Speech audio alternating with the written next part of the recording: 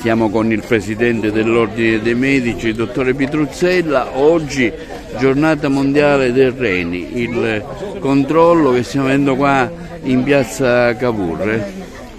Oggi devo dire grazie al primario della nefrologia di Agrigento per aver organizzato questo incontro, questo sit-in qua in piazza per la prevenzione delle malattie del rene. Importante la prevenzione, qui infatti faranno un esame d'urina e gli screening basilari, gli esami ematici per poter vedere subito se ci sono delle alterazioni, perché è importante arrivare in quanto il progresso scientifico è andato molto avanti e oggi abbiamo delle terapie che possono ritardare di molto quello che poi è la fase finale, cioè la dialisi. Addirittura con le terapie ultime noi abbiamo una diminuzione dei casi di pazienti che vanno in dialisi, una diminuzione del 20%, quindi un plauso ancora. E noi che siamo come mission, abbiamo la salute dei cittadini, ecco, non possiamo che plaudire a questa iniziativa. Dottor Pitruzzella, ecco, quali sono i primi sintomi per cui una persona deve, preventivamente, tra virgolette, allarmarsi? Ma veramente non ci sono sintomi ben evidenti che possono allarmare, quindi è dall'esame delle urine, da una zotemia minima che si può fare, da una creatinina, con questi esami già si può avere perché quando si hanno dei sintomi, quando si ha un edema agli arti inferiori, quando si hanno altri sintomi, allora forse poi è tardi.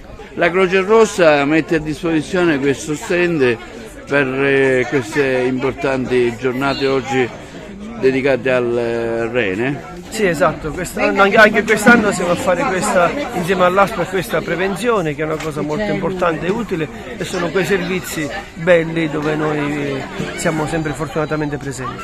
Allora, dottoressa, quali tipi di esami e controlli state facendo oggi che nella giornata mondiale del rene? Allora, buongiorno, oggi siamo in piazza Cavour per fare uno screening delle malattie renali, misuriamo la pressione, prendiamo la glicemia, facciamo l'esame delle urine e poi rilasciamo ai pazienti un foglio per appunto indicare gli esami eventuali di approfondimento che potrebbero fare.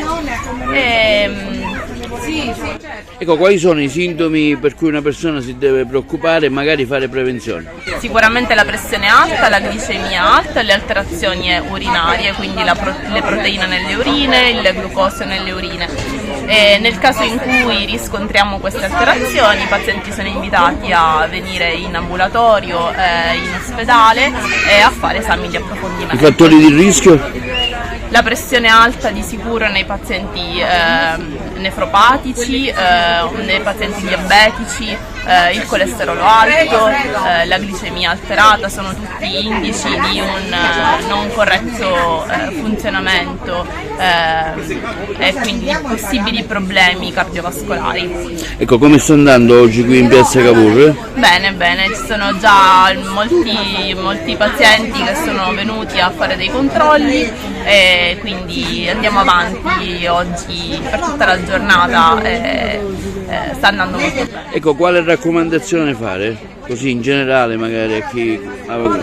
Allora, dopo una certa età, quindi dopo i 55-60 anni, è bene sempre controllare la pressione a casa, dal farmacista, dal medico di base, fare gli esami di routine che comprendono la funzione renale, l'emocromo, la glicemia, il colesterolo e poi in base alle patologie appunto fare le visite di controllo, ecco, rutinarie.